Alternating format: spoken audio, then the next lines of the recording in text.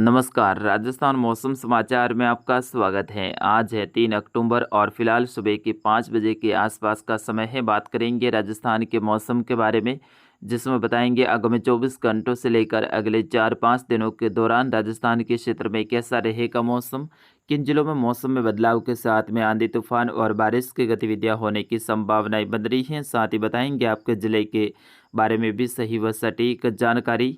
आप सभी दर्शकों से निवेदन रहेगा, समाचारों को अंत तक देखें, इसे ज़्यादा से ज़्यादा शेयर और लाइक कर दीजिए। बीते 24 घंटों के दौरान नागौर, डीडवाना, कुचामन, सीकर, झुंझुनू, राजधानी जयपुर सहित अजमेर, ब्यावर, टोंक, भीलवाड़ा, पाली सहित बालोतरा और जालौर के कुछ क्षेत्रों में मध्यम से तेज खंड बारिश की गतिविधियां देखने को मिली। इधर उत्तर बाड़मेर से लेकर जैसलमेर, फलोदी के क्षेत्रों में भी कहीं कहीं मध्यम से तेज रिमझिम बूंदाबांदी और बारिश की गतिविधियों का दौर देखने को मिला। आगामी 24 घंटों के दौरान भी राजस्थान के कई सारे जिलों में मौसम में बदलाव के साथ में मध्यम से तेज तो कहीं कहीं मूसलाधार बारिश की गतिविधियां होने की संभावनाएं बन रही हैं। उनके बारे में विस्तार से जानकारी देंगे।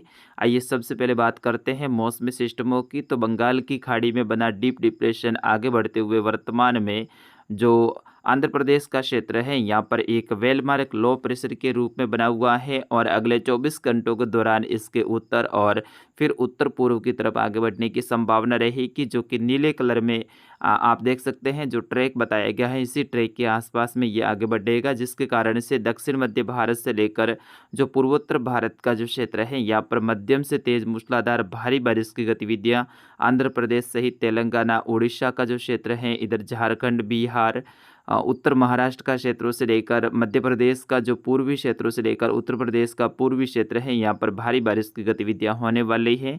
जबकि ट्रफ जैसी गतिविधियां हैं वो बंगाल की खाड़ी से लेकर राजस्थान के दक्षिण पश्चिमी क्षेत्रों से होते हुए जैसलमेर तक दर्ज की जा रही है, क्योंकि यहाँ पर दोनों ही हवाएं बंगाल की खाड़ी और अरब सागर की आपस में मिल रही हैं। तो इनके आसपास का जो क्षेत्र रहेगा, यहाँ पर दोपहर के बाद में और दोपहर के आसपास में मजबूत बादल बनने की संभावना है।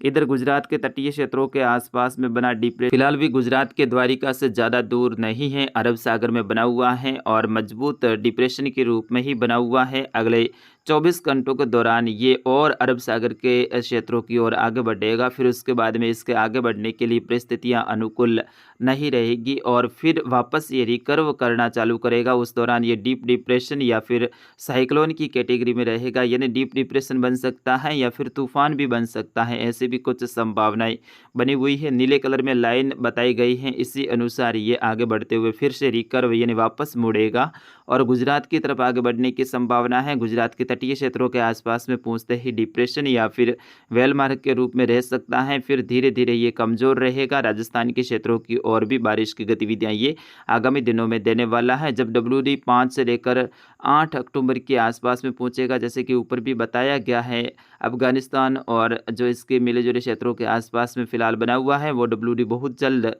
भारत के क्षेत्रों की ओर प्रवेश करेगा और राजस्थान में बारिश की गतिविधियां 5 से लेकर 8 अक्टूबर के दौरान करवाने वाला है। उस दौरान एक तरफ WD की गतिविधियां रहेगी, दूसरी तरफ ये जो सिस्टम अरब सागर वाला है ये भी वो WD खींचेगा, तो इसकी भी गतिविधियां देखने को मिलेगी। इधर बंगाल की खाड़ी वाला सिस्टम है वो उत्तर प्रदेश के आसपास में रहेगा, तो उसका भी कुछ प्रभाव है राजस्थान तक देखने को मिलेगा। यानी तीनों ओर से सिस्टमों का प्रभाव मिला जुला देखने को मिलेगा और तीनों ओर से जो नमी है वो सिस्टम खींचेंगे। ऐसे में राजस्थान के क्षेत्रों में 5 से लेकर 8 अक्टूबर का जो समय है उसमें अधिकतर जिलों में मौसम बदला सा नजर आएगा और मध्यम से तेज मूसलाधार कहीं कहीं भारी बारिश की गतिविधियों का दौर देखने को मिलने वाला है। अधिकतर जिलों में खंड अवस्था में बारिश की गतिविधियां, कहीं कहीं मध्यम से तेज बड़े दायरे की बारिश की गतिविधियां भी उस दौरान होने की संभावना है। तो किसान भाइयों को मेरी ओर से विशेष सलाह है कि आप जो कृषि कार्य कर रहे हैं, फसल कटाई का कार्य कर रहे हैं, उसको अगले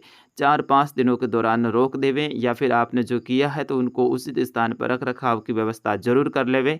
आगामी 5 से लेकर 8 अक्टूबर का समय है, उस दौरान काफ़ी क्षेत्रों में मौसम का मिजाज बदलने वाला है। विशेष तौर पे उत्तरी राजस्थान का जो बीकानेर संभाग का क्षेत्र है, यहाँ के किसान भाइयों को विशेष सावधान और सतर्क रहने की ज़रूरत है, क्योंकि उस दौरान मजबूत पश्चिमी विक्षोभ रहेगा, तो बीच में ओलावृष्टि की गतिविधियां भी देखने को मिल सकती हैं। ऐसे में बारिश और ओलावृष्टि फसलों को भारी नुकसान की गतिविधियां कर सकती हैं, जिसमें गंगानगर, हनुमानगढ़, अनूपगढ़, बीकानेर, चोरू का क्षेत्र है। इधर शेखावाटी, झुंझुनू, सीकर, और डीडवाना तक का जो क्षेत्र है, नागौर तक का क्षेत्र है, फलोदी से लेकर उत्तर और उत्तर पूर्वी जो जैसलमेर का क्षेत्र है, यहाँ पर भी सबसे ज़्यादा प्रभावित देखने को मिलने वाला है। इधर बाड़मेर, जालौर, सांचौर, जोधपुर, पाली, सिरोही का क्षेत्र, ब्यावर सहित अजमेर, केकड़ी, भीलवाड़ा, शाहपुरा, कोटा, बूंदी, बारा, झालावाड़, डूंगरपुर, बांसवाड़ा, प्रतापगढ़, चित्तौड़गढ़, राजसमंद, सिरोही सहित जो उदयपुर के आसपास का क्षेत्र है, यह भी प्रभावित रहने वाला है। इधर पूर्वी राजस्थान का, जिसमें जो अलवर, भरतपुर, डींग से लेकर खेरतल, तिजारा, धौलपुर, भरतपुर, राजधानी जयपुर से लेकर टोंक का जो क्षेत्र है, दौसा से लेकर गंगापुर सिटी के आसपास का क्षेत्र है, दूदू से लेकर अजमेर तक का क्षेत्र, यह भी उस समय प्रभावित रहेगा और मध्यम से तेज बारिश की गतिविधियां उस दौरान होने की संभावना है। फिलहाल बात करते हैं अगले 24 घंटों के दौरान मौसम की। तो आगामी 24 घंटों के दौरान भी राजस्थान में बारिश की गतिविधियां जारी रहेगी, जिसमें कोटा, अजमेर संभाग का क्षेत्र है, जोधपुर, उदयपुर संभाग, जयपुर, भरतपुर से लेकर बीकानेर संभाग के क्षेत्र, जिसमें दक्षिणी बीकानेर संभाग का क्षेत्र है, यहाँ पर भी हल्की मध्यम खंड बारिश की गतिविधियां होने की संभावना है। ज़्यादातर बीकानेर संभाग के क्षेत्र, जोधपुर संभाग के जो उत्तर और उत्तर पश्चिमी क्षेत्र, जैसलमेर वगैरह जो बॉर्डर वाले क्षेत्र हैं, यहाँ पर मुख्यतः मौसम शुष्क देखने को मिलेगा। लेकिन इधर बाड़मेर, बालोतरा, जालौर, सांचौर का क्षेत्र है, सिरोही सहित पाली, जोधपुर का क्षेत्र, यहाँ पर बादलवाई बनी रहेगी। वही दोपहर के बाद में कहीं कहीं मजबूत बादल होने के कारण हल्की मध्यम खंड बारिश की गतिविधियां रहेगी।